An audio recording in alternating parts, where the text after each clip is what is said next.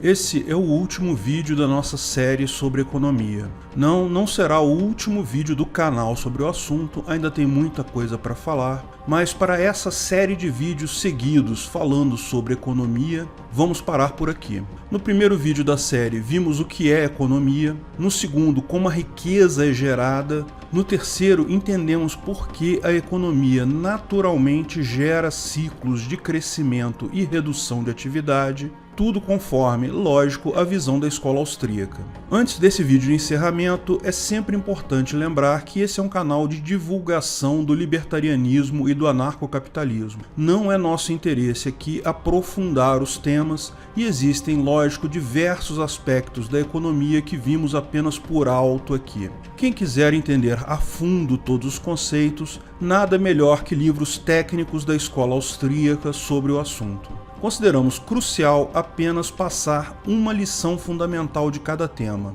No primeiro vídeo, economia de verdade é a escola austríaca. O resto é uma mistura de astrologia com alquimia. Geração de valor só existe em trocas voluntárias entre pessoas ou no trabalho aplicado. Nem toda troca gera valor, mas todo valor é gerado ou em trocas ou com trabalho, com ação humana. Governos não têm como gerar valor, só destruir valor. Sim, a economia, mesmo num livre mercado, vai ter ciclos, mas ações governamentais visando amenizar ciclos ou reduzir depressões da economia só pioram a situação. O livre mercado não regulado é sempre a melhor situação possível. Tudo isso mostra que governos não são necessários na economia, ao contrário, fazem mal a essa, não fazem nenhum bem à economia. O ancapistão, lógico, é antes de tudo uma questão ética, ou seja, independente de ser uma situação melhor ou pior do que a que vivemos hoje, mesmo que por hipótese a economia piorasse sem a existência de um governo, isso ainda não seria justificativa para escravizar pessoas, inventar regras aleatórias que as pessoas têm que obedecer ou roubar uma porcentagem da riqueza dessas pessoas. Não usar violência contra pessoas pacíficas está acima da economia melhorar ou piorar sem governo. Mas é muito bom saber que esse aspecto da nossa vida tende sim a melhorar. Nos vídeos anteriores mencionamos muito sobre o valor das coisas, mas não entramos em profundidade na moeda em si, no dinheiro, no real, no dólar, esses papeizinhos coloridos que o pessoal usa. Mas lógico, muito da nossa economia ainda gira usando moedas estatais como referência. Como explicamos no vídeo, sem Estado quem vai emitir dinheiro, existem alternativas. Mas afinal, será que é uma alternativa melhor ou pior do que temos hoje? Antes de continuarmos o vídeo, aproveite para curtir e se inscrever na página. Clique no sininho para ser avisado de novos vídeos. Afinal, por que o Bitcoin mudou o jogo?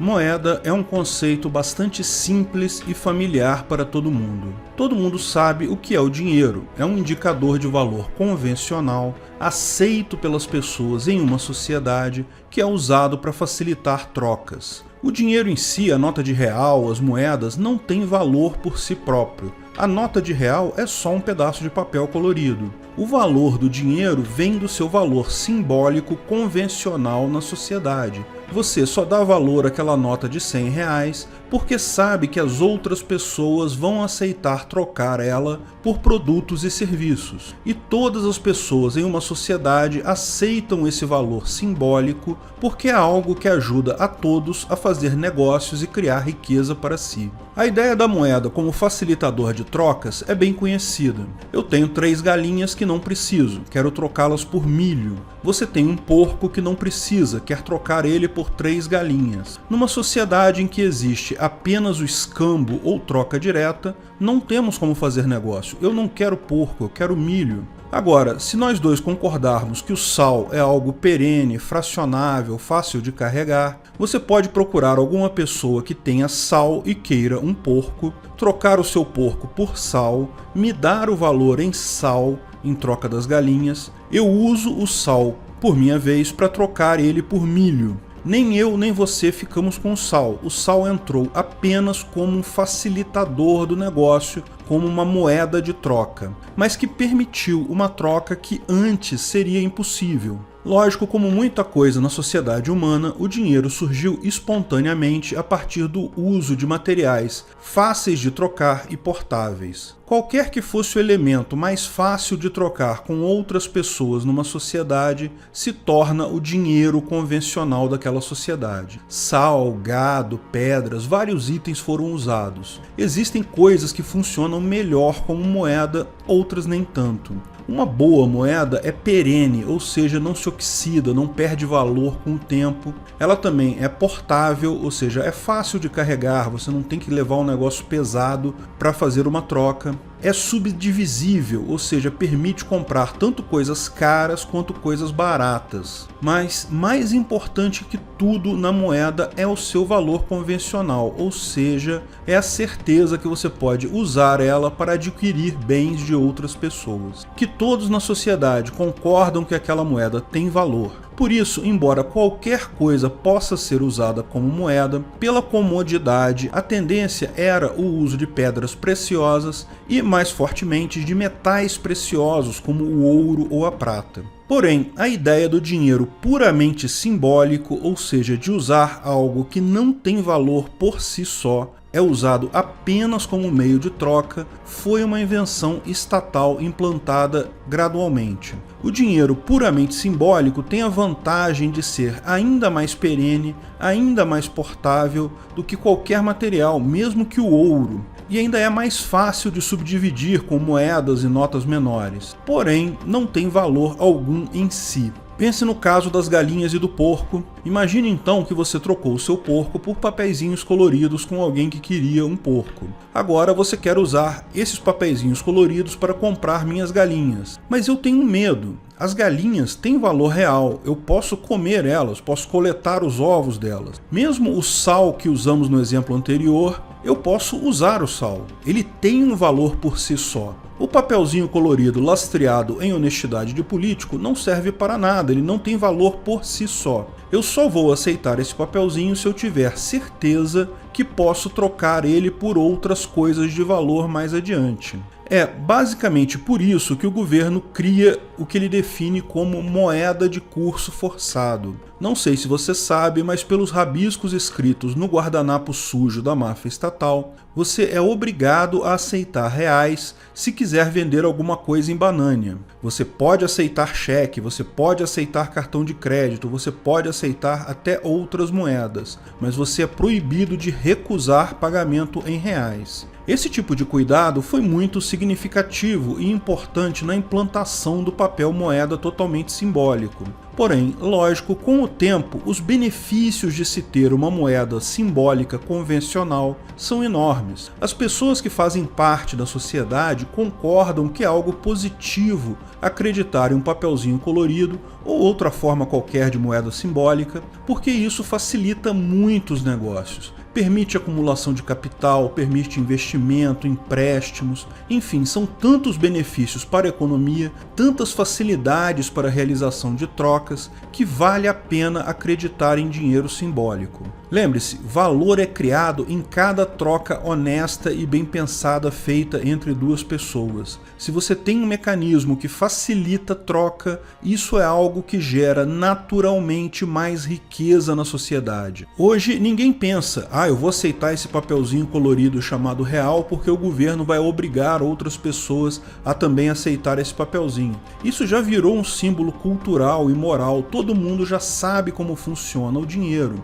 Mas isso não quer dizer que dinheiro simbólico não tenha riscos. Um risco do dinheiro simbólico é a falsificação. Por quê? Pensa comigo, por que dinheiro falso valeria menos que o dinheiro verdadeiro emitido pelo Estado? Pense bem, o dinheiro é apenas um mecanismo de troca. Em tese, se você aceitar uma nota falsa de real, porém indistinguível do dinheiro emitido pelo governo, e depois trocar ela por um bem depois e comprar algo com ela, você não teve nenhum prejuízo, ela funcionou de forma idêntica à nota emitida pelo governo. Na verdade, você provavelmente, ao longo da sua vida já aceitou, sem nem perceber, uma nota falsa de real e já usou ela para comprar alguma coisa, passando ela para frente. O risco para quem usa dinheiro é apenas ele não ser aceito pela próxima pessoa da lista. Fora isso, faz muito pouca diferença se o dinheiro é verdadeiro ou não. Ambos não têm valor intrínseco. E, claro, o dinheiro tem um custo para ser impresso. A Casa da Moeda do Brasil, por exemplo, neste momento está sendo privatizada porque é deficitária. Sim, papel colorido, embora tenha valor intrínseco desprezível, tem um custo de produção não desprezível, requer papel, requer tinta, que são coisas escassas, coisas que têm custo. Nesse ponto de vista, por que o Estado combate a falsificação? Ele não deveria gostar do falsário porque economiza o trabalho ao governo. O governo não precisa perder seu tempo imprimindo dinheiro, não precisa nem ter uma Casa da Moeda, é só deixar as pessoas imprimirem as notas diretamente. Mas lógico, como você pode imaginar, existe um problema aí. Um problema que, aliás, muitos keynesianos, socialistas, comunistas e outras pessoas com dificuldades mentais e raciocínio lento se iludem um pouco. A questão aí é como o dinheiro entra no ciclo da economia. Tenho certeza que você já ouviu socialista dizer que não, imposto não é roubo porque o governo é dono de todo o dinheiro, ele que colocou o dinheiro na sua mão. Vamos voltar ao nosso exemplo da galinha e do porco. Imagine que a sociedade inteira é constituída de apenas 3 pessoas. Eu, o dono das galinhas, você, o dono do porco, que quer comprar minhas galinhas, e uma terceira pessoa que possui algum sal e algum milho. Vamos imaginar ainda, para manter a simplicidade do exemplo, que todas essas coisas têm o mesmo valor: as galinhas, o porco, o sal e o milho. Tudo começa com eu querendo trocar minhas galinhas por milho e a pessoa que tem porco querendo trocar o porco pelas minhas galinhas. De fato, a pessoa dona do porco troca o porco pelo sal com a terceira pessoa, depois troca o sal pelas galinhas e eu finalmente troco o sal pelo milho. O sal voltou, portanto, à pessoa original que o possuía, e todos ficamos felizes. Lógico, contando que essa terceira pessoa, nesse exemplo, queria mesmo trocar o milho pelo porco. Como esperado, riqueza foi gerada porque as pessoas agora possuem bens que são mais importantes, mais valiosos subjetivamente para elas do que os bens que tinham antes. Porém, o número total de bens no mercado não alterou, apenas o valor subjetivo desses bens para as pessoas. Mas agora, quando a gente troca essa moeda pela moeda simbólica, ou seja, por notas de real, surge um problema. Porque, como explicamos, notas de real não têm valor de fato, é apenas um valor simbólico. Alguém simplesmente pegou um papel que não vale quase nada, coloriu ele com tintas baratas e pronto. Imagina que a terceira pessoa nessa nossa sociedade de 3 pessoas fosse o governo, a entidade responsável por criar o dinheiro do zero. O cara que queria as minhas galinhas vende o porco dele para o governo, que imprime uma moeda, imprime uma nota de real e paga por esse porco. Como, no final desse nosso exemplo simples, eu compro milho da terceira pessoa, ou seja, do governo, pagando o dinheiro para ele, tudo fica certo. O dinheiro existiu apenas como um facilitador de troca, e dessa forma foi algo positivo. O dinheiro foi criado pelo governo e também acabou com ele, ninguém perdeu nada. Mas existem, lógico, várias simplificações absurdas nesse nosso exemplo. Uma delas é que governos não vendem milho. Na verdade, não vendem nada, governos não produzem valor algum. Então, a parte em que o governo imprime dinheiro e compra o porco é verossímil, porque sim, governos consomem bens e serviços. O problema é a última perna em que o governo troca o dinheiro pelo milho. Aí é que está o problema. Nesse nosso exemplo hipotético, eu fico com um papelzinho colorido na mão que agora não vale nada, porque eu não tenho como trocar ele por milho que eu quero. O governo ficou com um porco sem precisar gastar nada. O dinheiro desvalorizou a zero e o que aconteceu foi uma transferência de riqueza minha para o governo. Lógico, esse exemplo é por demais simples. Na prática, existem muito mais que 3 pessoas na sociedade. Existe um número enorme de pessoas na sociedade. Mas o efeito é basicamente isso. Se o governo emite dinheiro, mas não consegue capturar esse dinheiro de volta, o dinheiro perde o valor. Isso não acontece de forma abrupta, como no nosso exemplo de 3 pessoas, porque existem muito mais pessoas na sociedade, mas o dinheiro perde valor com o tempo, é o que é chamado de inflação. Aquela nota vai passando por várias pessoas perdendo seu valor, até a última pessoa que perde tudo. No final das contas, de fato, o dinheiro é impresso pelo governo e ele coloca na economia ao comprar coisas. Mas para fazer isso sem aumento real dos bens e serviços nessa economia, no final das contas, quando se injeta dinheiro na economia sem aumento real dos bens e serviços dessa economia, o que acontece é a perda de valor do dinheiro em função do enriquecimento da entidade que emite o dinheiro. É por isso que o governo não gosta de falsários e é por isso que ele faz questão de ele mesmo emitir a moeda, porque quem emite a moeda sempre tem esse poder sobre a sociedade. O padrão da economia estatal hoje é esse. Sim, é lógico que é o governo que emite dinheiro e coloca ele no mercado, mas o governo precisa, ao mesmo tempo, retirar do mercado a exata mesma quantidade de dinheiro que ele coloca. O governo não produz nada, ele não tem milho para vender, então ele rouba impostos. Ele precisa tirar da economia a mesma quantidade de dinheiro que ele imprimiu e colocou lá. Se não fizer isso, ou seja, se imprimir mais dinheiro do que ele consegue tirar do mercado, ele desvaloriza o dinheiro. Esse detalhe acerca exclusivamente do dinheiro simbólico faz com que socialistas e keynesianistas achem que o Estado não precisa arrecadar para gastar. De fato, ele pode imprimir dinheiro sempre que quiser, mas isso não muda o fato que, se o Estado não tirar dinheiro da economia na exata mesma taxa que coloca dinheiro lá, o dinheiro perde o valor. E se prestarmos atenção à transferência de valor de bens e serviços, não do dinheiro em si, fica claro que o governo rouba valor da sociedade exatamente na mesma taxa, via impostos, porque é o dinheiro que ele precisa tirar da sociedade para se manter. Lembra, mesmo que você considere que o governo está apenas retomando o dinheiro que ele mesmo imprimiu no momento que cobra impostos, ele recebeu uma transferência de valor real no momento que colocou o dinheiro impresso no mercado. A ordem da transferência do dinheiro e da transferência do valor podem ocorrer em pontos diferentes, mas não deixam de existir na exata mesma forma que qualquer entidade que imprima dinheiro. Porque, se não baterem, isso resulta na desvalorização do dinheiro. Portanto, não há qualquer diferença entre o governo e as demais entidades econômicas. Tal como as demais entidades, o governo precisa arrecadar dinheiro, mesmo sendo ele que imprime esse dinheiro. Ao contrário do que diz os débeis mentais retardados, esquerdistas e keynesianos, o governo precisa sim equilibrar receita e despesa, obter dinheiro do mercado para bancar o seu próprio consumo. Exatamente como uma empresa, o Estado precisa se financiar para fazer frente a seus custos, não pode gastar mais do que arrecada. O fato dele poder emitir moeda não livra ele dessa necessidade, porque se ele não retirar o dinheiro do mercado na mesma taxa que coloca, ele desvaloriza o dinheiro. O problema do Estado é que ele não é diretamente afetado quando falha nisso. Como possui o poder, dado exclusivamente pela violência física, de poder exigir impostos sem qualquer contrapartida, ele pode não apenas extorquir e retirar dinheiro da sociedade a hora que tem vontade, como pode, quando quiser, imprimir mais dinheiro do que arrecada, deixando esse custo da desvalorização da moeda para a sociedade como um todo, para a economia, que vai micar com um papelzinho colorido sem valor na mão.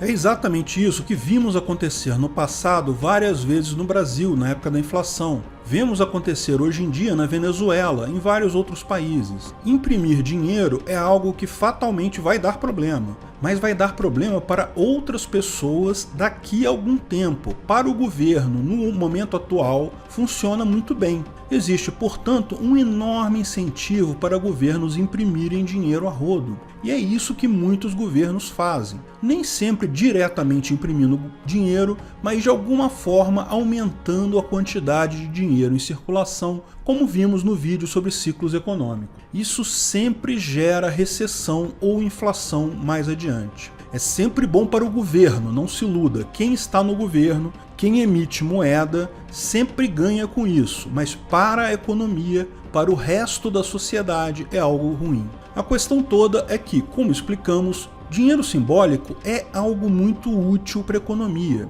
A economia gira de forma muito mais eficiente. Então, embora o papelzinho colorido estatal seja lastreado única e exclusivamente na capacidade intelectual e nas boas intenções dos políticos, ele ainda é algo positivo. Sim, muita gente acha que moeda estatal é lastreada em outras coisas. Mas o que significa lastro, senão o que mantém o valor daquela moeda? Todo mundo sabe que moedas não têm mais lastro em ouro, como já teve em alguns países há algum tempo atrás. Alguns dizem que o real é lastreado na economia brasileira ou na poupança dos brasileiros, mas é fácil ver que não. Basta elegerem um presidente responsável e todo mundo sabe que aqui no Brasil estamos apenas a um pequeno passo disso a cada eleição, que ele vai cair na tentação de imprimir dinheiro a rodo.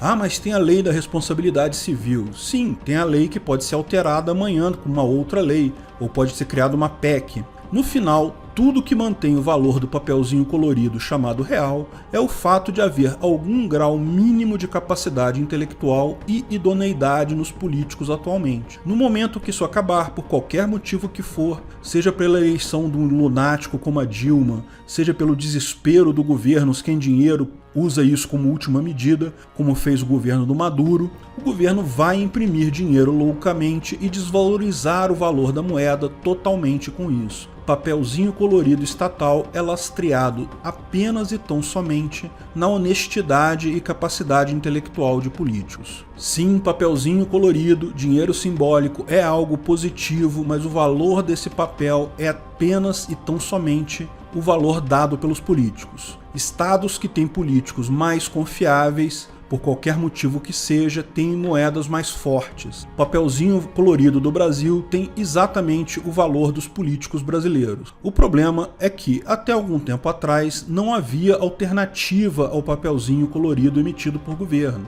Sim, existiam outros dinheiros simbólicos por aí, mas todos eles esbarravam no mesmo problema. Dinheiro simbólico sempre tem alguém por trás. Se não for um governo, será uma empresa, uma entidade, alguém. Da mesma forma, o lastro desse dinheiro simbólico será a honestidade e capacidade intelectual dessa pessoa ou desse grupo de pessoas que está por trás dessa outra moeda. Embora eu não tenha dúvidas que existem pessoas honestas e com boa capacidade intelectual no mundo, o fato é que a tentação é grande. Então, dos vários dinheiros simbólicos por aí, cartões de crédito, ações, bonds, todos dependem, em última análise, da confiança no emissor daquela moeda. E, embora alguns desses sejam melhores que políticos brasileiros, ainda estão longe da perfeição desejada.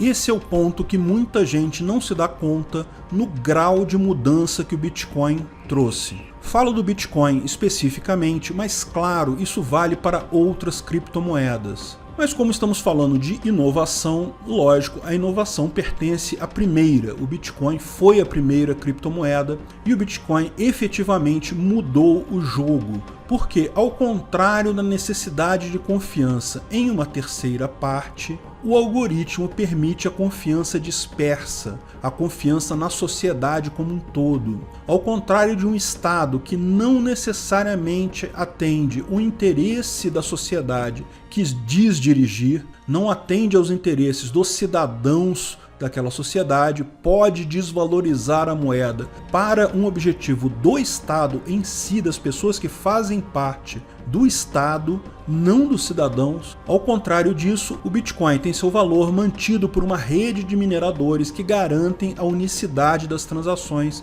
com base em um algoritmo automatizado. Um único minerador não consegue atrapalhar o sistema. 49% dos mineradores não conseguem sacanear o sistema. Não é segurança perfeita, lógico, existe a possibilidade do chamado ataque 51%, Existe a possibilidade da computação quântica quebrar a criptografia, mas são possibilidades muito mais remotas do que eleger um político populista e irresponsável. No final das contas, se trata de um salto qualitativo no tipo do dinheiro. E note que a emissão do dinheiro, a introdução da moeda, é feita de forma diferenciada. A rede Bitcoin não compra coisas para incluir o dinheiro na economia. Portanto, não precisa retirar dinheiro da economia para manter o equilíbrio. Ao contrário, ela vende o serviço de manutenção da unicidade do sistema. Os chamados mineradores, pessoas que têm hardware próprio para minerar bitcoins, são, na verdade, as entidades que garantem a unicidade da rede e ganham um dinheiro com isso. Existem vídeos bem mais detalhados e técnicos na internet explicando muito melhor sobre como funciona o Bitcoin, mas vou fazer uma breve explicação aqui para detalhar o meu ponto. Entenda que o problema central que o Bitcoin resolve não é propriamente de criar um dinheiro simbólico virtual. Esse tipo de coisa é bem mais simples e já existe há muito tempo. A sua conta corrente no banco é um dinheiro simbólico virtual. Qualquer jogo de internet tem dinheiro simbólico virtual. Pokémon GO tem Pokécoins, que são as moedas virtuais do jogo, que você compra e pode usar para comprar itens no jogo. Da mesma forma, outros jogos têm economias até mais completas, com pessoas podendo comprar e vender coisas naquela moeda virtual. A questão da moeda simbólica em si é trivial, mas a moeda do jogo cai exatamente no mesmo problema de confiança da moeda estatal. Existe uma entidade que controla a moeda, que pode desvalorizar essa moeda no momento que quiser. Na verdade, é até um pouco pior no caso das moedas virtuais, porque essa entidade pode até alterar a quantidade de moeda na mão de cada pessoa. Em última análise, existe um grande banco de dados que diz: fulano tem X reais, Beltrano tem Y moedas. Uma pessoa lá nessa entidade pode dar um comando ao banco de dados e aumentar ou diminuir o número de moedas na conta de cada pessoa. No final das contas, o problema que existe é um problema de confiança. Se você confia na entidade que mantém esse banco de dados, está tudo bem. Mas no dia que essa entidade se voltar contra você, você perdeu seu dinheiro. A grande mudança estrutural do Bitcoin é justamente o fato de ter criado um meio de confiança disperso na sociedade, através da rede de mineradores. Veja, o banco de dados com quanto bitcoins cada pessoa possui, isso também existe no Bitcoin, com apenas 3 pequenas diferenças em relação a jogos tradicionais ou mesmo em relação à sua conta corrente no banco. Primeiro, a questão do anonimato. Não há uma ligação direta de você com a sua conta no Bitcoin. Você tem uma chave, tem um número de conta, mas saber que essa conta pertence a você, a menos que você diga isso, não é algo trivial. Então, tecnicamente, o Bitcoin possui o que se chama privacidade por pseudônimo. Você é identificado com um número, uma conta, mas não há como ligar essa conta a você, pessoa física, diretamente. A segunda diferença é o chamado blockchain. É um mecanismo que faz com que cada novo bloco colocado nesse grande banco de dados, ou seja, cada nova informação nesse banco de dados, sei lá, que fulano transferiu X bitcoins para Beltrano, qualquer informação de transação ou mudança de valores de bitcoins em uma conta é codificado e criptografado com base no bloco anterior. Com isso se torna impossível alterar uma transação passada, porque como a criptografia dos blocos mais atuais depende do conteúdo dos blocos mais antigos, se um bloco antigo for alterado, todos os blocos novos se tornam inválidos. A terceira diferença é justamente a garantia de unicidade de transação, porque esse banco de dados do Bitcoin não está em um lugar só. Ao contrário, cada pessoa que instala um Bitcoin QT, um nodo do Bitcoin, tem uma cópia desse banco de dados inteiro com as informações de quantos bitcoins tem cada conta no mundo todo na sua própria máquina. Já vimos que eu não posso mudar uma conta no passado, porque o blockchain impediria isso. Mas eu ainda posso fazer um ataque chamado ataque de duplicidade. Se eu tenho na minha máquina uma carteira que diz que eu tenho um Bitcoin, eu poderia copiar essa carteira, esse banco de dados inteiro para uma outra máquina. Daí, de uma máquina eu mandaria um Bitcoin para fulano, da outra máquina eu mandaria um Bitcoin para Beltrano. pronto, meu 1 Bitcoin virou 2 Bitcoins, porque eu dupliquei o meu banco de dados local. Eu não alterei transações passadas, eu apenas criei uma nova transação duplicada. Lógico, é preciso haver uma forma de impedir isso. Essa forma é exatamente o processo de mineração. Eu efetivamente consigo criar essas duas transações. Só que a cada X minutos acontece uma votação entre todos os mineradores do mundo pelo direito de definir o próximo bloco do blockchain. O minerador que conseguir resolver uma charada matemática específica naquele momento ganha o direito de fazer isso. Ele vai pegar todas as transações de todas as carteiras do mundo, verificar elas, colocar num bloco, criptografar e pronto. O bloco entrou na blockchain e agora não pode mais ser alterado. Mas veja, ao fazer essa verificação, ele vai pegar as minhas duas transações, a que eu mandei para fulano de um computador e a que eu mandei para Beltrano para outro computador. Ele vai perceber que tem uma duplicidade ali, porque eu só tinha 1 Bitcoin, não tem como eu mandar 2 Bitcoins no total. Uma dessas minhas transações será recusada. No final, esse processo impede a duplicação e garante que o banco de dados de todas as carteiras do mundo vai ter as mesmas transações e os mesmos valores. Como cada bloco o minerador ganha, ninguém tem o poder de mudar ou fazer coisas erradas nessa verificação. Isso ficaria evidente para os outros mineradores quando eles fossem verificar os outros blocos. O algoritmo ocorre de tal forma que o minerador faz um serviço, esse serviço de verificar a duplicidade, e ganha alguns bitcoins por isso. Além do que ele ganha já pelo algoritmo, ele ainda pode cobrar uma taxa de transação para fazer isso. Então repare que ao contrário do governo que injeta moeda no mercado comprando bens e serviços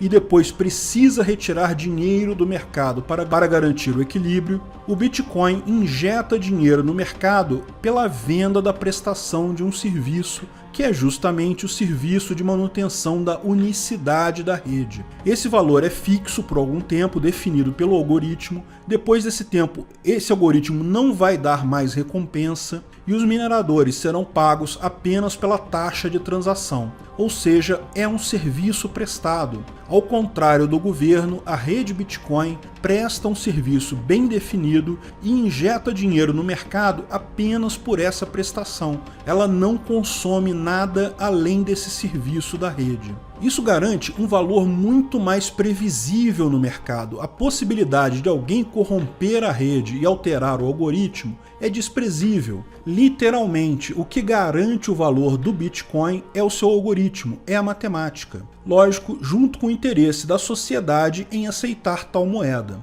O Bitcoin não é perfeito. O tempo de transação é grande para pequenas quantias, existem questões sobre a escalabilidade desse banco de dados. Hoje ele já ocupa vários gigabytes de dados e ainda é uma moeda pouco usada. Imagina a quantidade de armazenamento necessário para substituir o dólar, por exemplo. Mas a ruptura é o fator central. E outras criptomoedas podem melhorar em cima disso, como já acontece na prática. A tendência é de se criar um mercado de criptomoedas que podemos escolher a mais eficiente para cada caso.